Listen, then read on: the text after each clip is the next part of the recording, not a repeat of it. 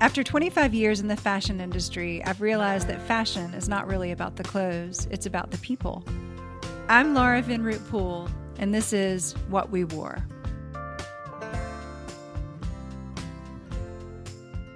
Yaser Shaw's family has been in the shawl business for over 200 years, and Yaser is part of the 7th generation. From the shearing of the goats to the hand weaving and embroidery, the process to create one shawl can take anywhere from 3 months to several years. I love learning how Yaser keeps this special practice alive through the 700 artisans that he works with in Kashmir.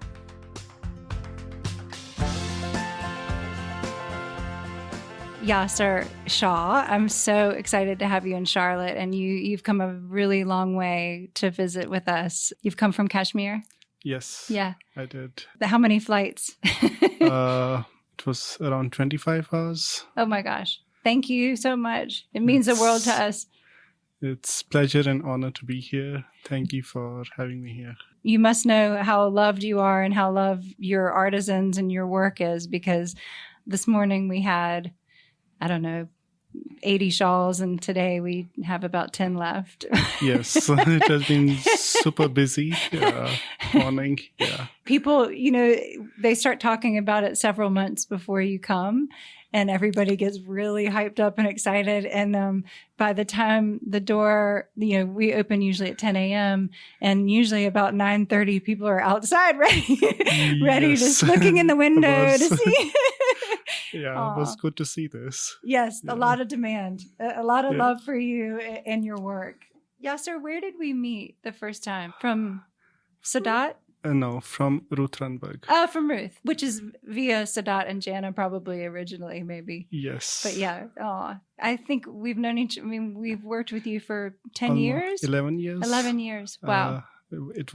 I came first time here, it was 2012. Wow. The first trunk show we did with you. Yeah. One of the things that's been so incredible about our relationship is I think that you know our clients even better now than... Yes. And it's good to see that, how many of them they're collecting. Oh, yeah.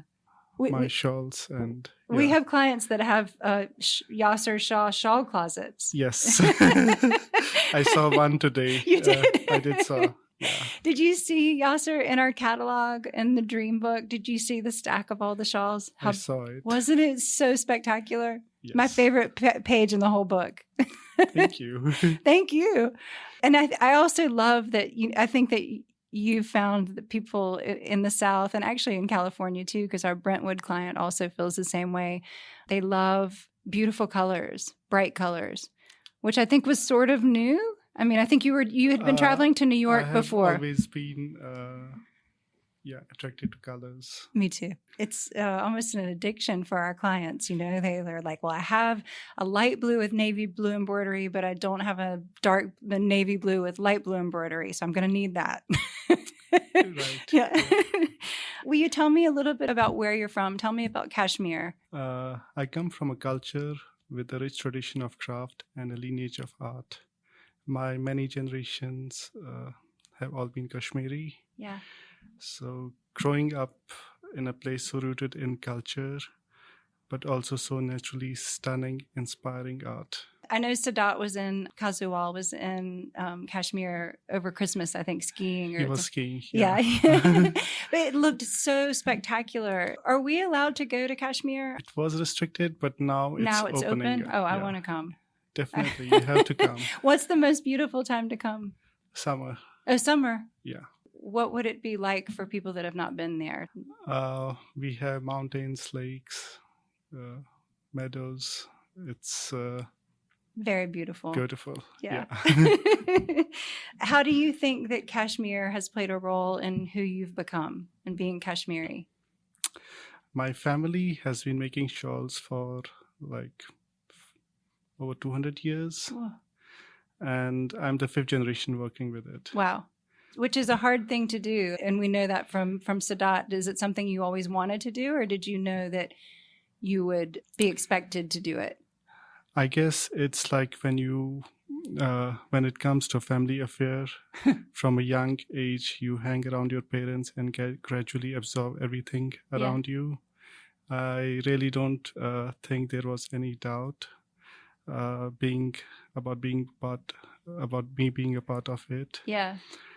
Did you love it always? I mean, did you find the beauty in shawls and the work, the embroideries? Yes, Yeah. I loved it. What was different for me was looking at it beyond trade and at art.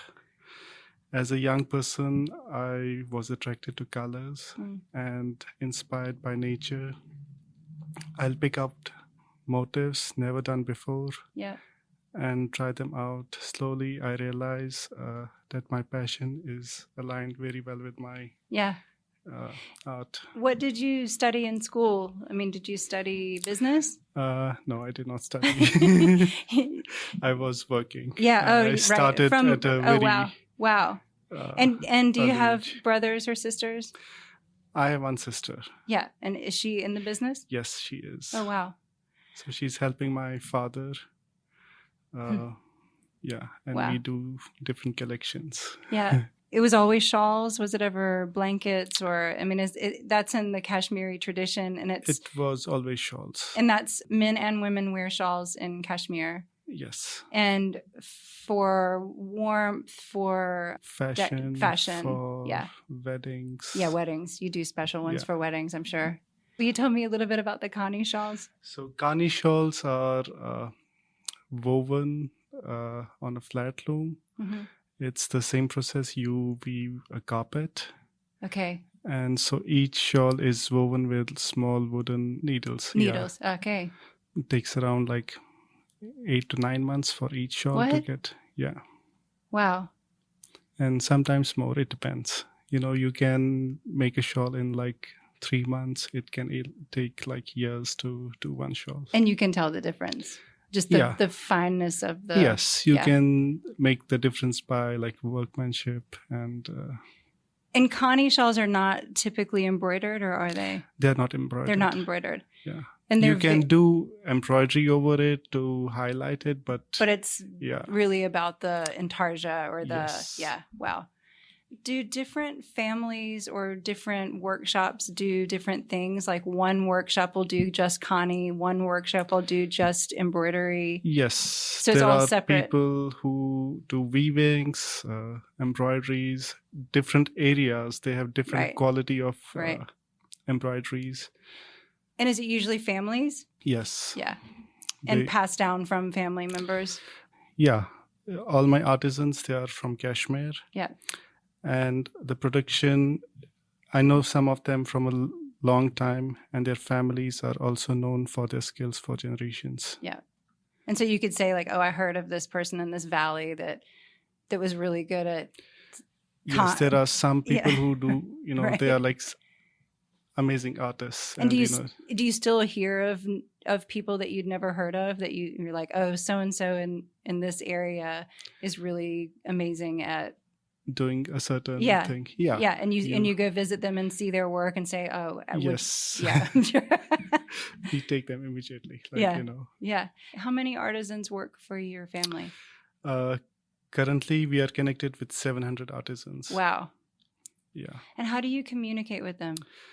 I know each of them individually and members of their immediate family. I remember you telling me when things were bad in Kashmir, communications, internet was down, television, radio was down. Yes, it has been a lot. So I used to go out on my bicycle and visit them every day and see what they're doing. And here comes Yaser.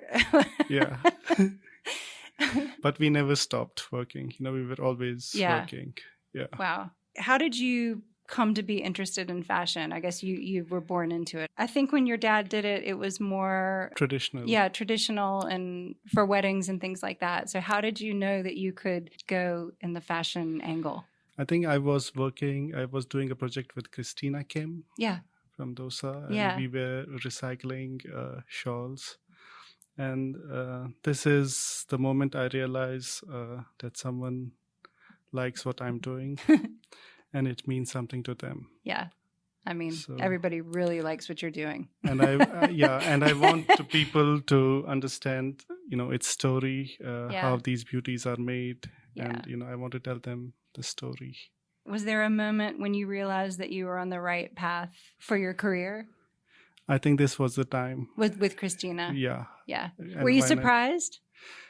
No. Yeah. But sometimes when I you're... already knew, like, Yeah. it was, I'm passionate Yeah. about shawls. So I already knew it, but, when, that was the push. Yes. But sometimes I think when you live in it, it's hard to know, hard to really know where it sits in the world. I mean, I think you grew up around this. This was such a normal part of your life. And we really didn't. So I think for us to see these shawls, it's just like breathtaking. It makes you want to pass out. They're so pretty. Yeah. Was that surprising how the reactions of people, how just obsessed they are? It is. Yeah.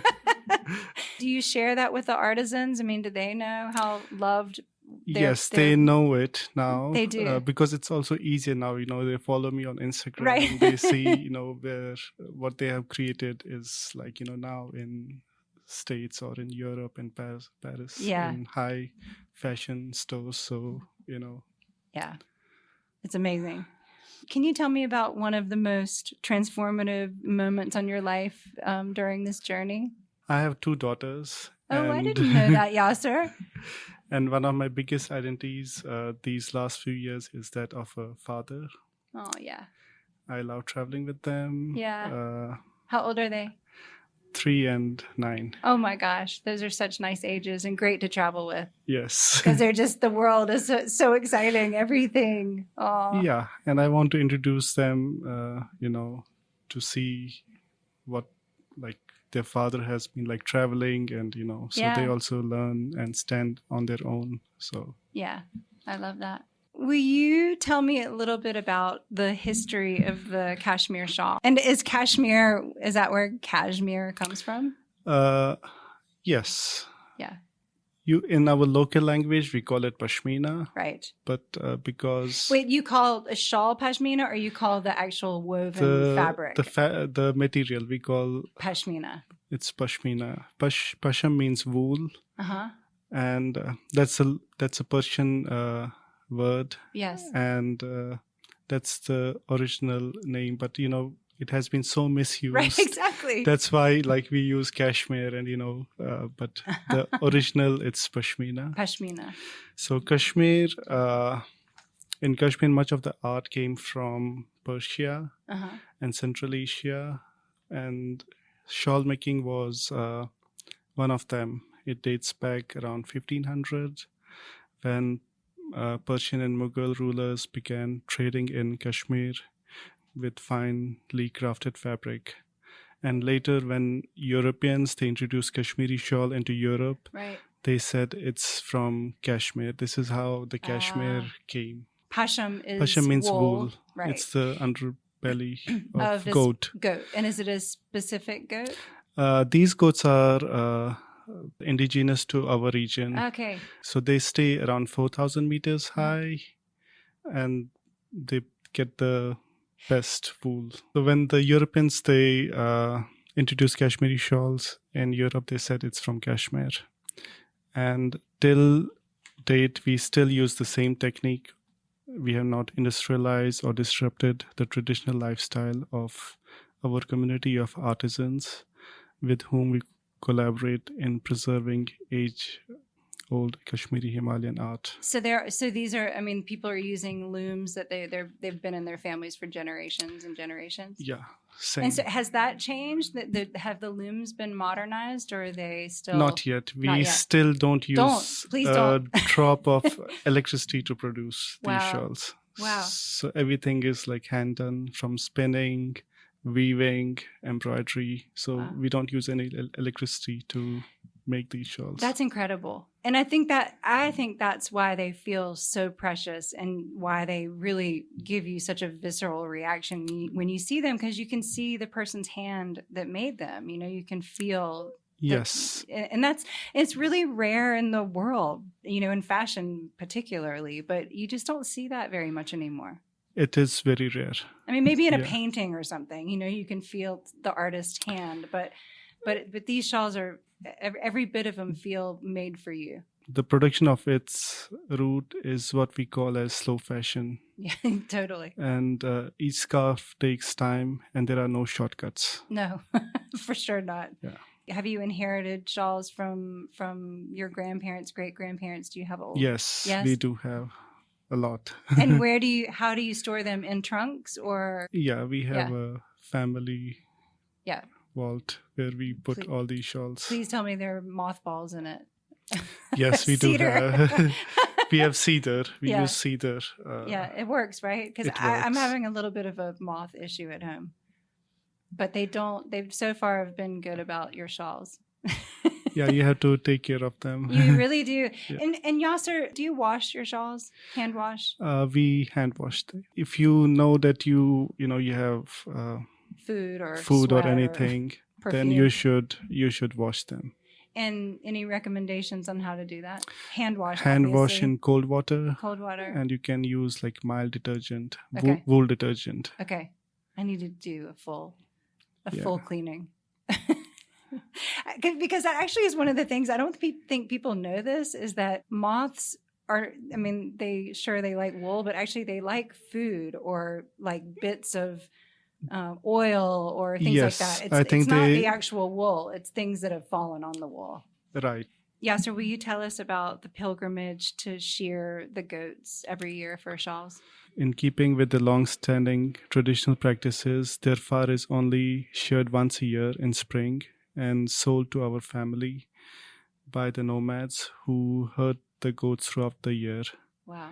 By shearing them only annually, the length of each hair spun into yarn is very long. The longer the hair goes into the spinning, the yarn, the less spilling will be there because there are fewer ends in each length of the yarn. Right. And that's one thing I will say. Your shawls do not pill at all, and they're soft all the way. Yeah, you can keep them for ever. Generations. This is how they're supposed to be. And why only once a year? Just because it takes that long for the hair to grow that long? Yes. Some they do also like twice, but the yarn which we use, it's very fine. It's also very fine. Each yarn is like 12 or 14 micron thick. It's more finer than a human hair. Oh, wow. Is it because of their diet and because of their altitude and where they are? What makes this so fine? It's also the altitude. Huh. And these goats are like, native, like indigenous to this region. Right. And do they treat them like the gods that they are? Yeah. And remind me, how many artisans does your family work with? 700. Of that, how does it break down between the people who weave the shawls and the people who embroider the shawls? I think most of them, they're embroidery guys. Oh, really? Yeah. Out of 700, 600 embroidery. Oh, wow. Guys. Really? Yeah. And it's men? Mostly men. Mostly men, which is so interesting. Why is that? Just because of that's the culture and it's passed down from father to son? We have been making shawls since the 1500s. 1500s, 500-600 years old of history of making shawls. Huh. Have you ever tried? Yes, I do embroidery. I'm not very good with weaving, but I can do colors. I'm a freelance embroiderer, but it's really hard on my eyes. I've noticed I've had to, I need really good light. I need glasses. Like our guys, they embroidered only during the daylight. Oh, they do. Yeah. Yeah, not in the artificial light. Well, because you said no electricity. Because they feel with artificial light, their eyesight, they have more stress on their eyes. I agreed. Yeah. Yeah. And are they done? It's inside or is it outside or wherever? Wherever. Like when we commission the shawls, once the shawl is ready, we stamp them, with the design, and then we commission the shawl to an artist who will take it home and work on it for the next 6, 7, 8 months. And are they done always by one person, or can it be several people working at the same time? No, one person, because he you knows can see the hand changing. You can see the hand changing, and also the colors you're using. He knows where to put which color, and if a second person, he may use the same colors, but he'll put them differently. Yeah, that's interesting. That's why they are all one-of-a-kind pieces. Yeah, are they signed and numbered, or tell me about the signature on the bottoms of them? The initials are of the craftsman, are stitched in a tiny pink thread on the lower corner of each shawl. Mm-hmm. And you'll see there's SP, which is our family sign. Then the weaver would sign it, and then there would be third sign from the embroidery guy. Oh, wow. Do a lot of the weavers know the embroiderers? So Very few, but there are different areas where there are areas where weaving is done, and like the area where our embroidery is done, it's like the whole village is only doing embroidery. And do they see? I was asking if I was wondering if some of the weavers see the finished product with the embroidery. Yes, they do see. They do. Yeah, they do see it. Huh. Do they own all of the thread, or is that something you give to them also? No, we give the thread. You do. Our family buys the yarn, for the weaving. Right. And then we commission it to the spinning and then the weavers. When we do the embroidery, so we give the colors. Okay. Embroidery and you threads. And your sister, or you and your team? Me and my team. Yeah. And so do you ever give a shawl package, with the thread, and have the embroiderer say, I don't know if that's going to look very good? It's most of the time, because there are times, because we experiment a lot. Yeah. And there are certain colors which I don't love to do it, but I'm doing them sometimes, like black. It's very rarely you'll see a black shawl from me. Right. Yeah, it is. So I have one. Yes, I'm. But that's so interesting. We never really sold black shawls ever, because no, that's why I love you guys. No, ours are mostly pink and turquoise and yellow, and they're so beautiful. Yeah, that must be fascinating for you to choose the threads with the shawls for all of your clients around the world, because I'm sure they're very different. Yes, they are. Yeah. So it's like, like the clients in Japan. Yes. They are very conservative. So they want maybe like tone on tone almost? Yes, they are not like, exposed, or like they're not comfortable wearing like bright colors. Right. I mean, it's business, but also did that come from you traveling? I know you travel a ton.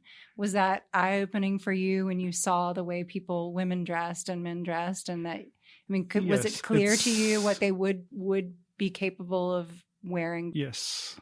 I was talking earlier about the culture of wearing shawls, or just the practice of wearing shawls. I started to see it 25, 30 years ago in Charleston, South Carolina. And I don't know why, but a lot of women wore shawls there. And I thought it was the most chic, sophisticated thing. And so I honestly did say, like, people need to be wearing shawls. And so we started to buy them, and we started to show people how to wear them, and also just how well they work. They're so practical, but they're so beautiful, because almost in the same way that we talk about, Marie-Helene de Taillac always talks about jewels should really be bringing light to your face.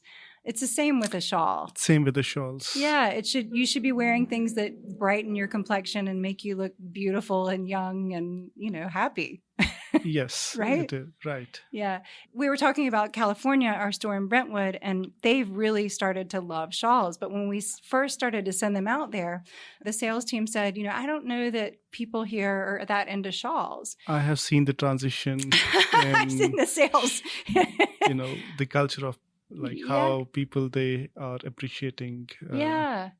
Well, because they're so practical. They make such sense. And California is cold. The temperature can change so much because there's no humidity, and a shawl just is or even perfect. air, if you go in air conditioning, if you're traveling, it's so practical. You don't have to carry your jacket or anything, No, it's so nice. And I travel a ton, and that's the most important thing in my bag always is my shawls. And I do like a little, I'll do several, but it's definitely more important than the coat I pack or, the shoes I pack. It's the shawl. It's like It's easier. but it's also just, it's so beautiful, and it's so, just so elegant. And I can't tell you how thrilled we are to have met you 11 years ago and to be able to work with you and to sell these beautiful things, to share these beautiful things, not just sell them, to share them. It's lovely It is being here, and great to hear that people, they are loving what I do.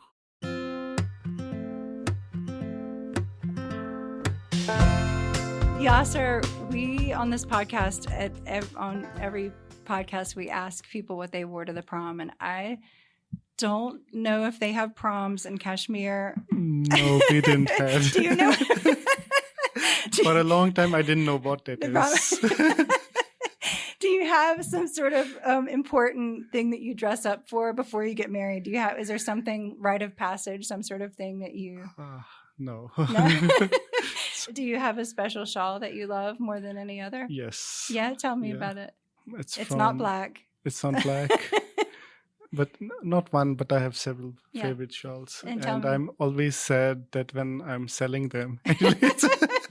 Is it by one specific person, the embroidery? Yeah, there are several people I love, and I love their work, and I always wanted to keep them for me, but it's. Describe one that you love more than anything. I'm always happy that these shawls are going to someone I really love, so then I don't feel bad. Will you describe one that you love more than anything? Like blues, pinks. Oh yeah. Yeah. And I love colors. It's not like blues and pinks, but you always wear beautiful colors. You always look so chic with your colors. You either have that or you don't. I don't know that you can learn that, right?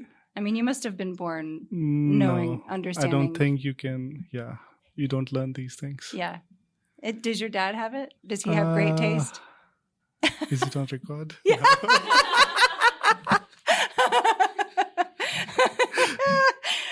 That's funny. Will you tell me one more question? Will you tell me a little bit about, was it hard to have your dad trust you to take the business on? Yes. Yeah. It's not easy. No, I can't imagine. To have, a family business, which is since such a long time, their parents always say, hey, this is the way we have been doing it. And, you have to do it. But, I said, yeah. But that was not me. Yeah. I would pick up a pattern and, try it out differently. And, But you've been doing it for a long time. Yeah. Yeah. Does it help to have your sister in the business? She does help us also. Yeah. I would imagine it helps to have one other person of your generation to say, yeah, this is beautiful. We should try to sell it. She is also in the business. Yeah. Yeah. Thank you so much. Thank you for doing this. Thanks for coming this long, long distance to be with us. And thanks for bringing these beautiful things that we can share with everybody. Thank you so much for having me. What We Wore is produced by Capital and Balto Creative Media. The original song, Someone So Enchanting, was composed and performed by Britt Drozda.